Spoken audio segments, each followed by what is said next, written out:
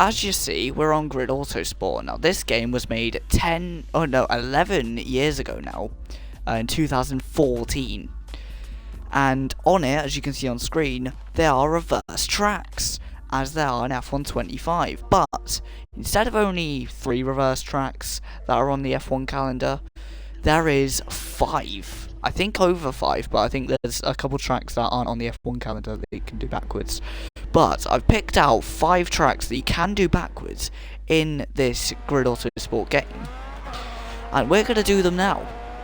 And so here we are, we're at Spa, the host of the Belgian Grand Prix. We're in F3 cars. There is faster cars, but I just like these cars to drive. But we head through the bus stop chicane. Obviously this is 2014, so Spa's going to look like a bit different. Obviously this year was the death of Jules Bianchi, sadly enough, but that was on Suzuka. Suzuka isn't in this game, sadly enough, but doing Spa backwards, it's already got a nice flow to it. As we head into Stavelot backwards, or I think, is it the Paul Bearer corner, if I'm not mistaken? So we head through up the hill and then into the Fagnes chicane backwards. So we head through. It's a very nice flowing track, just like it is when it's done the right way. So Mr. Gear there as we head through Pouhon or Nopu. Terrible little name there, but hey ho. Speaking of names, we're coming up to a corner that does not have a name. So we set 110.2 for the second sector. We head through No Name and into the long hairpin, which is, weirdly enough, a decent corner inverse until you get to the exit, and you have to watch out. And in Grid Autosport as well, from 10 years ago, they had as you can see in the bottom corner, by the map, underneath the map, there's team orders, so you can tell your teammates to push harder, or you can tell them to hold back. So quite a decent feature there. And remember, this game was made by Codemasters, the same company that make the F1 games now, but just without the EA influence. And if I'm not mistaken, this is like the first game that wasn't that was kind of Formula related. After that amazing F1 Race Stars game, which I miss so much, and I wish they'd make a second version of that, because it is honestly their best game. I'm not even joking. I don't know, they're making Formula Legends, but it's just like, it's not the same, is it? But that's Spa backwards in Grid Autosport. We set a 2 minute 21.0 in Euro F3 cars. And now we go to the next track that we can do backwards. And also, there is a track on this game that you can do backwards that is also done in the F1 25 game backwards, but we'll have to wait for that one.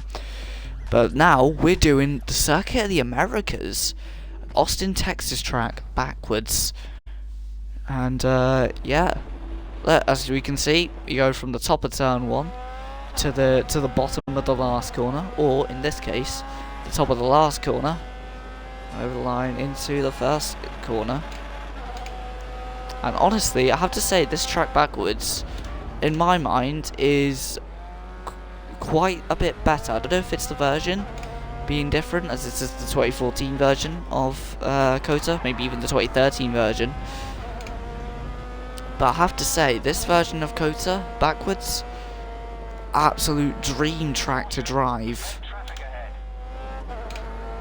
Oh yeah, it does there, no, it's fine. But yeah, I have to say, I do prefer it backwards than I do forwards, this game. Oh, obviously when you go over the white lines you get limited on your throttle, similar to in the elimination modes on the F1 game. You're stuck without any kind of throttle. It's the same for this in terms of the penalty system. So we head out now onto the straight, and the straight here just feels so nice to drive. That last sector, which is one of my least favourite sectors in the F1 game, as I find it very hard to drive with tyres, especially like mediums and hards. Whenever you're on a race run with like heavy fuel that complex, I've never been a fan of. Purely down to my own experience in sim racing in the F1 games.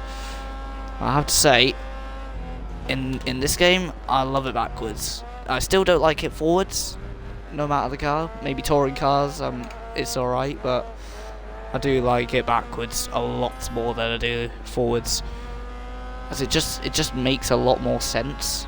I know that sounds weird. We just crashed into someone. We move forward. Circuit of the Americas, the track that had the only winner being Lewis Hamilton. Lewis Hamilton won all but one of the races up until 2018, if I'm not mistaken.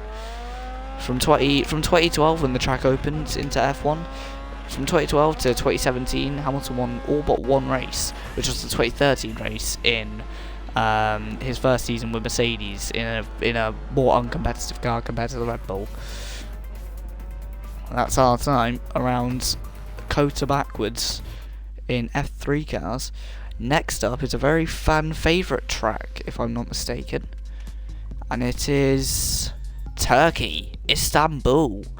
A track that hasn't been on the calendar as of recent, but has left its mark on the calendar as the place where Lewis Hamilton drove that immense 18th to 2nd performance in GP2, and it's also the place where Lewis Hamilton got his 7th world title. It's also the place where Valtteri Bottas won his last F1 race in the sport. So a lot of history behind Istanbul Park. Also the place where Lance Stroll took that infamous pole. As you can hear the radio man after me advising my teammate as if I'm Fernando Alonso to Lance Stroll. In I think it was Baku 2023 when he was saying about telling Lance to, I think he was telling him to change the brake bias or like something under braking, do something else under braking because it will go quicker. Very wholesome stuff there as we head through the one of the best sections on the Turkey track in terms of action and racing, and this section as well backwards is very tricky. It's similar to I think it's similar to a corner at Bathurst, but like a little bit different as well, just without the walls near you. Heading through the quadruple apex corner. The last these three apexes are a lot closer than the fourth, a lot closer to each other than they are for the fourth one. Heading around this long corner, which feels a bit like a tighter version of Spoon Corner from Suzuka, and then going over the curb with two wheels in the air there. And this corner's like a Portimao corner, the one that you get at the top of the hill. You know, wide entry, go tight on the exit. Right here, it's a nice section here, and someone spun in front of us. Absolute bandits, as the Grid Autosport AI have a tendency to lose the car and make mistakes and also crash into each other, which makes for some frantic and unpredictable racing, as you can see with these three as we go past the two red, black and white cars. We come across the line to take the lead of that time attack. That's Istanbul Park backwards. That's the third of our 5 tracks that we're doing today that we can do backwards in Grid Autosport. Reverse track's a feature from 11 years ago that's been brought back into F1 25. Grid Autosport, I do miss this game. It's a nice sim racing title, and I'm surprised that it hasn't, retained the life it had in the same way that R Factor and R Factor 2 had retained their life. Spam.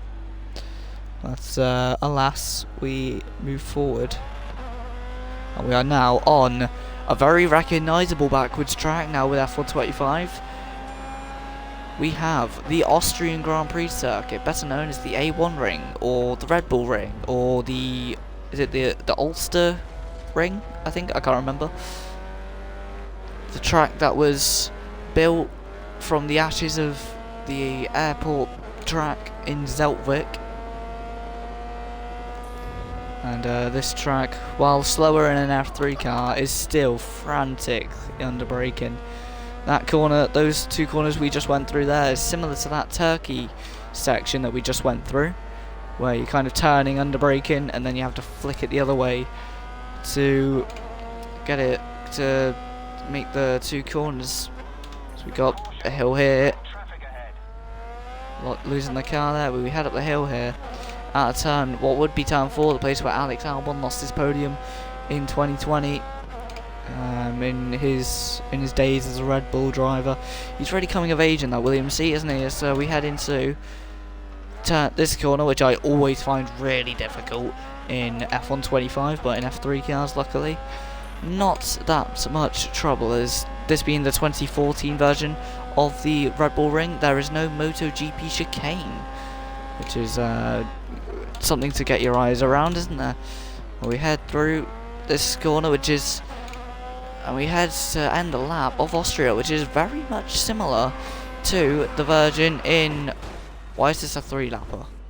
Okay, that was only meant to be a 1-lapper, never mind. So, I guess we'll do some more, I guess. Oh no, we've broken our steering. I guess that's something to show, isn't it? The damage model in this game.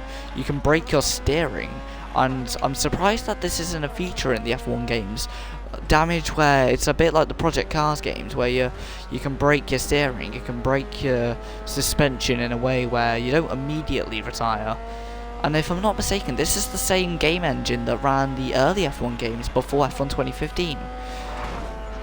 So, as we take out one of the yellow cars, we're just mucking around now, but yeah, if I'm not mistaken, this is the same engine that was used in F1 2010, 2011, 2012, 2013 and 2014 before they switched to a new one in F1 2015. As we clip our wing off,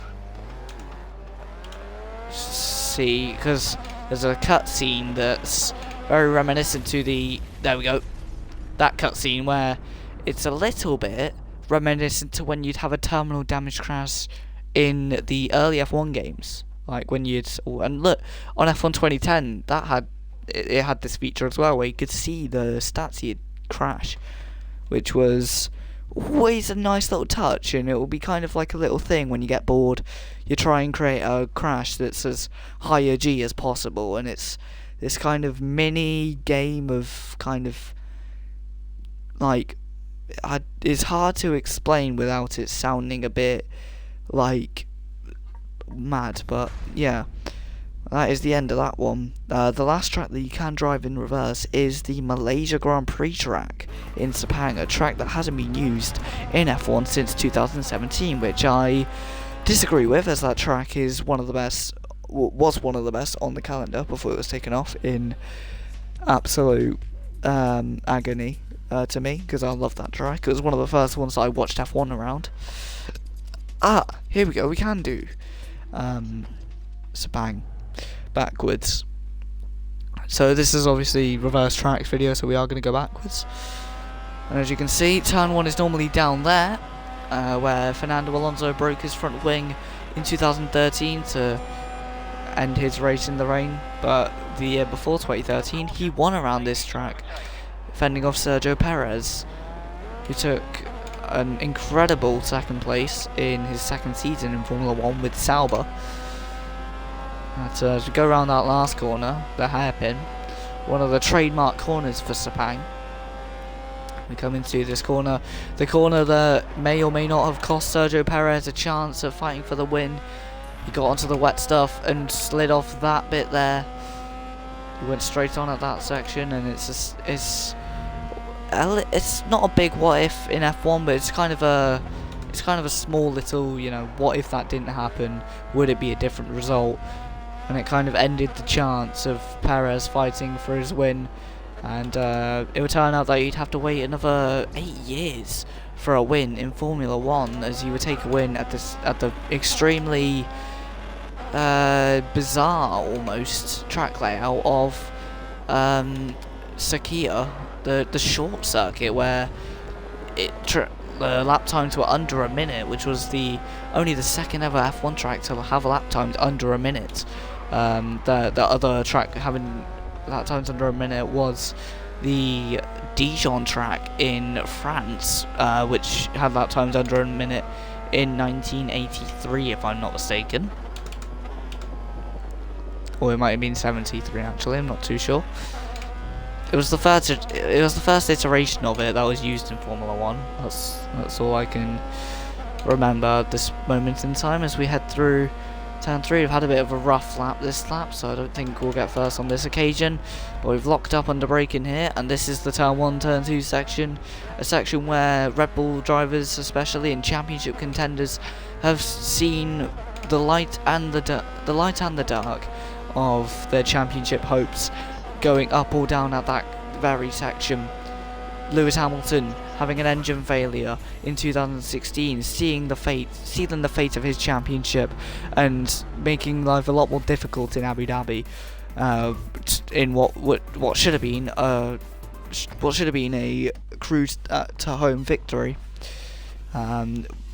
which was instead won by the Red Bull drivers. And Red Bull drivers in Sepang, if you know your stuff from 2013, that goes together very well. Max Verstappen and Daniel Ricciardo in 2016 battling around that track like animals to take the win, without colliding and without any interference from Multi21, which was the extremely famous line from the 2013 Malaysian Grand Prix. Context behind it being Multi21, the numbers on the Red Bull cars was 1 and 2. The number 2 entry was Mark Webber. The number 1 entry was Sebastian Vettel, and they wanted Webber to stay ahead so that they didn't risk battling and crashing. But Vettel ignored those team orders and went through anyway. So that's a bit of F1 trivia for you. But that's the end of this video, the end of this stream. Hope you all enjoyed, and I will see you in the next one. Goodbye.